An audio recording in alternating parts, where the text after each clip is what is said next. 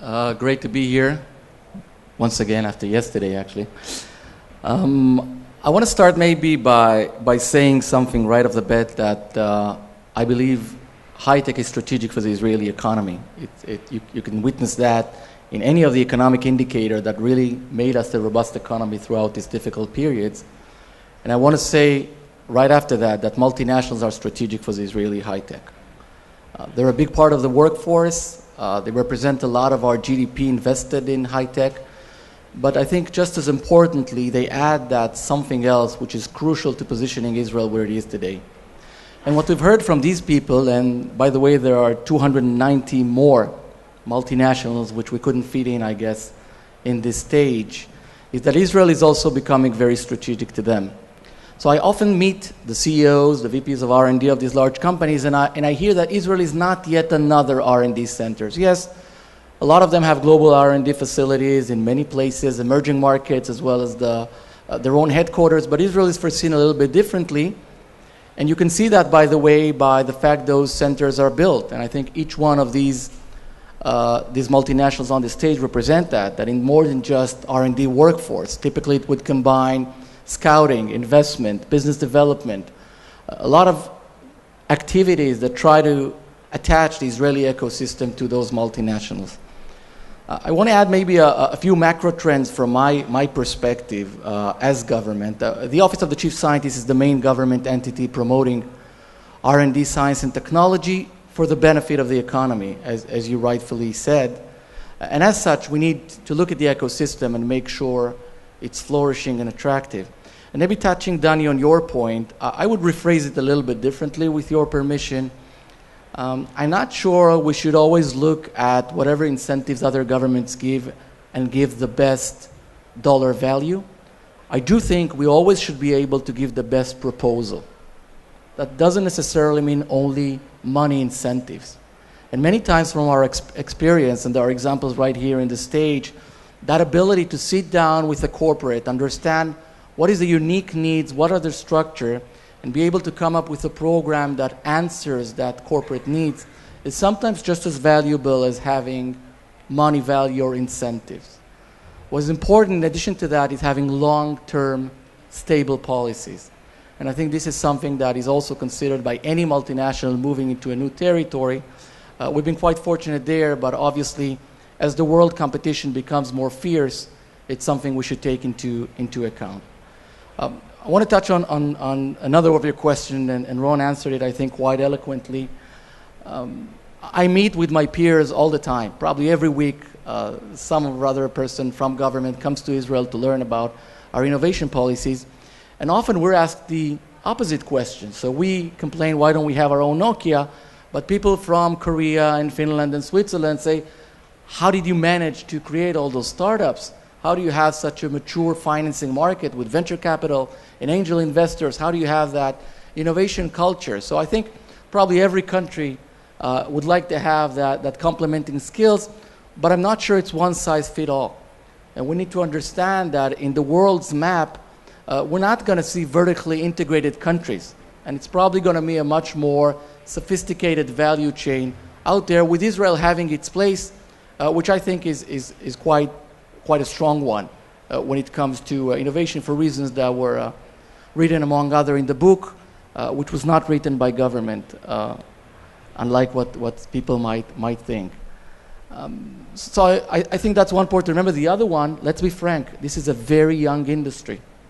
Even with the roots of IBM, high-tech in Israel is 20, 30-year-old industry.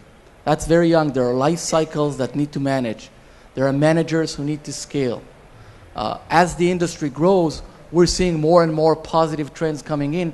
And one of the reasons we're seeing more multinationals coming here is because of that understanding of what Israel can offer, but also of the fact that new verticals which were not presented here, and just to be fair, not harming IBM, but with regards to research centers, also Motorola was one of the first. And I know I did not work in Motorola or have any shares there, but just to serve history right.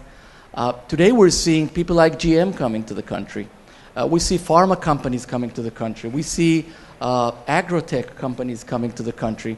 Why? Because they realize what we can offer to them is very significant. And another thing which is very important is that the way companies describe themselves is changing. Who knows who's a software company and a hardware company? Nobody knows if you're a service company or a product company. Are you a pharma company or an engineering company? It's all becoming very mixed. And I think in those places where you need multiple disciplinaries, Israel can excel.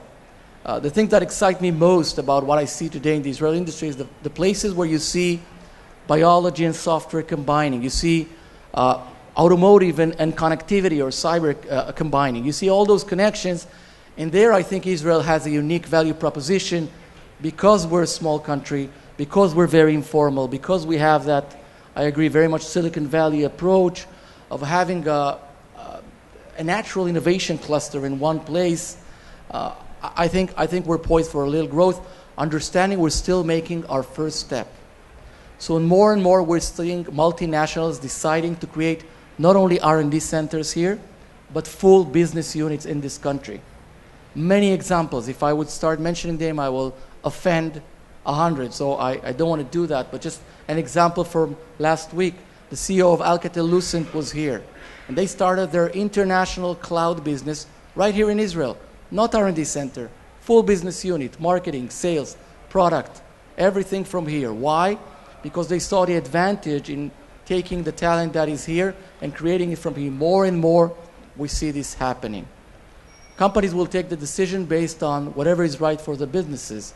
Our job as government is to make sure this environment is as attractive as possible for them to decide that this is the country they want to set up their businesses in.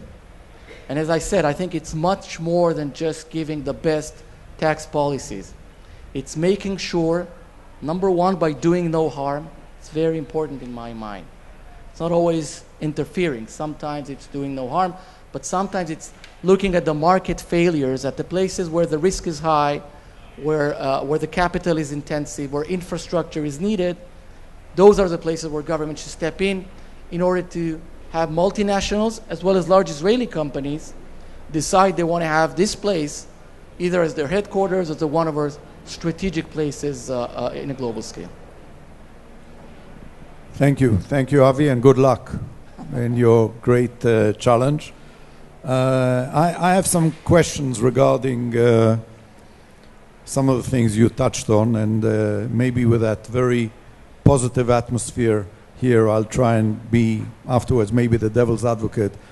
I'll let you think about it. I'm not going to do it now, but as far as the question of stability, of long-term planning, of certainty, I would be interested to hear your views about the recent, I would call it the recent maybe reaction to street protests, to public opinion, things like, how would a multinational like Noble Energy view the Shishinsky recommendations regarding the gas exploration in Israel? How would Israel Chemicals view the tendency to impose some restrictions or something? But think about it, and we'll see if we want to go there, and if we do, because I agree with you that, among other things, certainty, stability, long-term, the ability to plan long-term is hugely important for a multinational company when it considers where it wants to operate. Well, our last panelist, before we turn to you, and I ask you to already prepare your questions, and we want a lively debate to happen here, is Gil Golan, who is with General Motors Israel. He's a managing director and director of the Advanced Technical Center in Israel. Thank you, Dan. Thank you, Dan. Well, I'm representing, I guess, the less obvious industry here on this panel. Hopefully, within a few minutes, you understand why the auto industry should be here big time.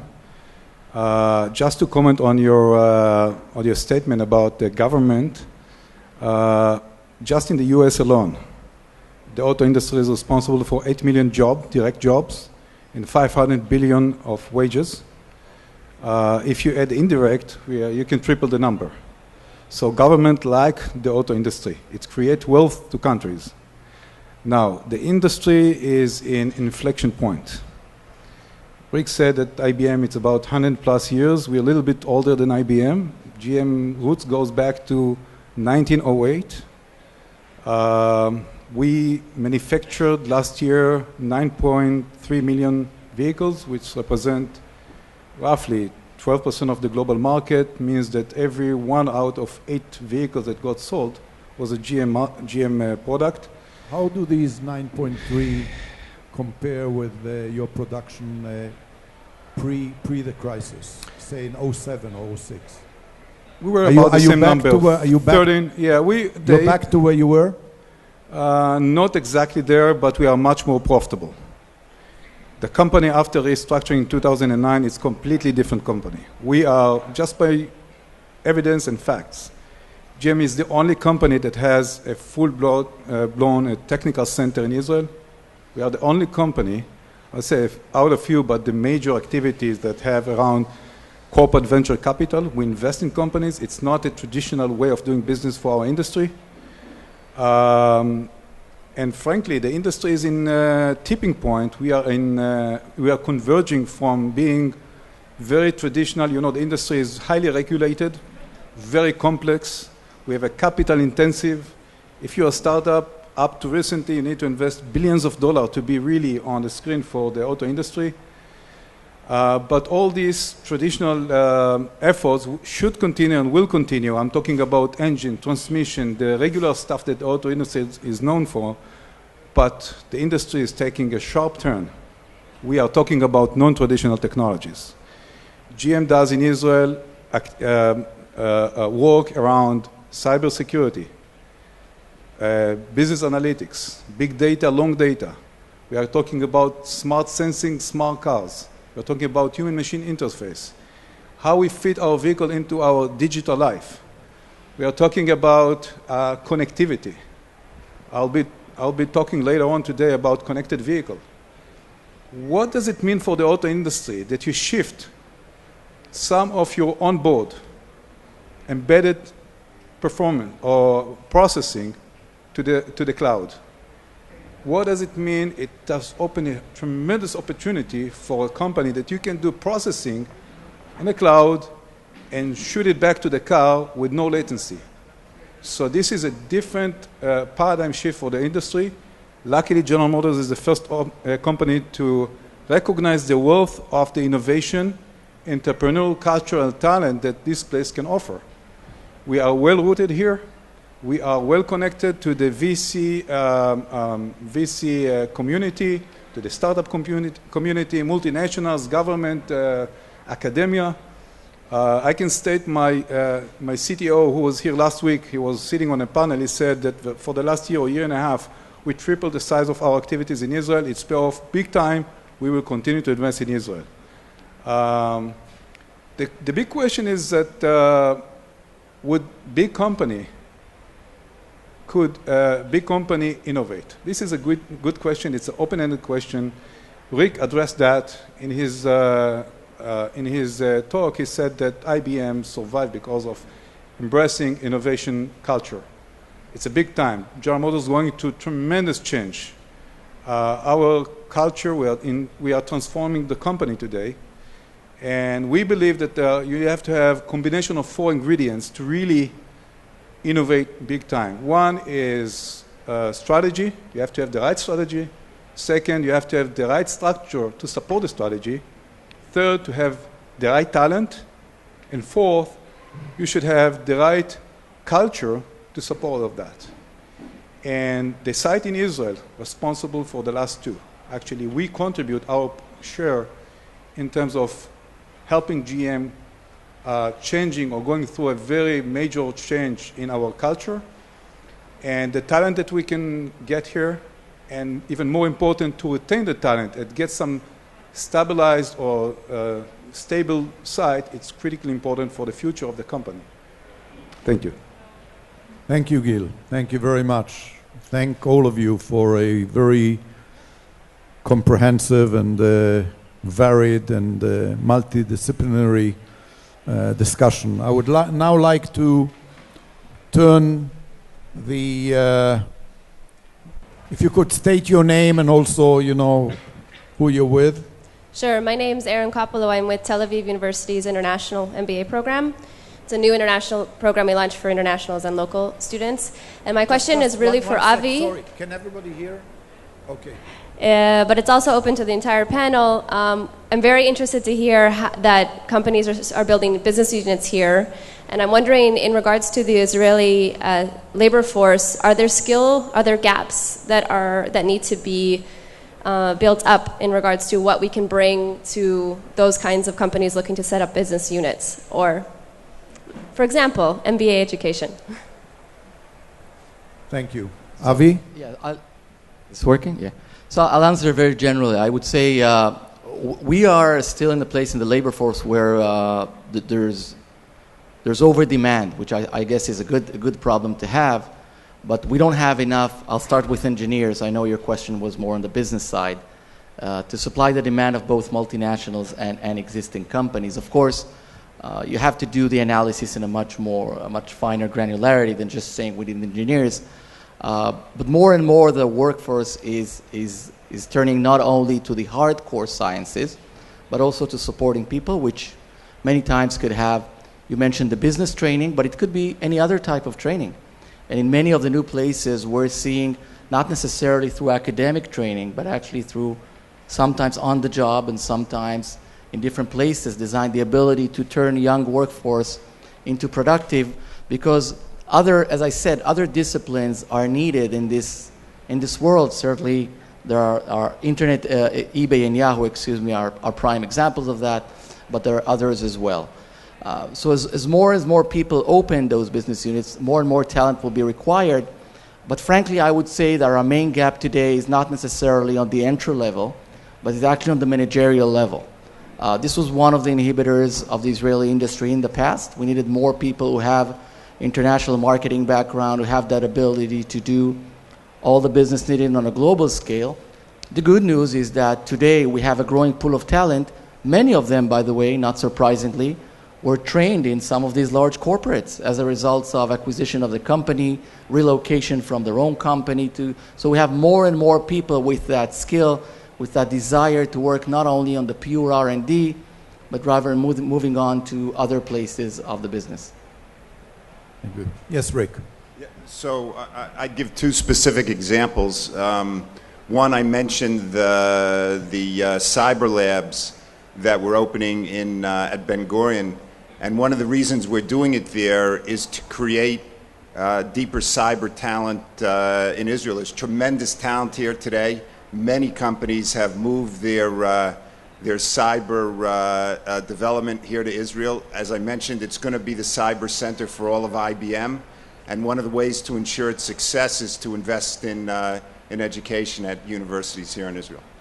Just to join Avi real quickly, you can't say on one hand that we don't have the right experience and educated managers to come back and scale, and on the other side say there's a brain drain and people are leaving the country, because that's one fitting the other. We're actually pretty privileged of people relocating to the States, being acquired, working in multinationals from Israel or from the States, and then coming back a lot of the times, not always, a lot of the times, and empower others with that experience. So I think that's actually a pretty healthy trade-off.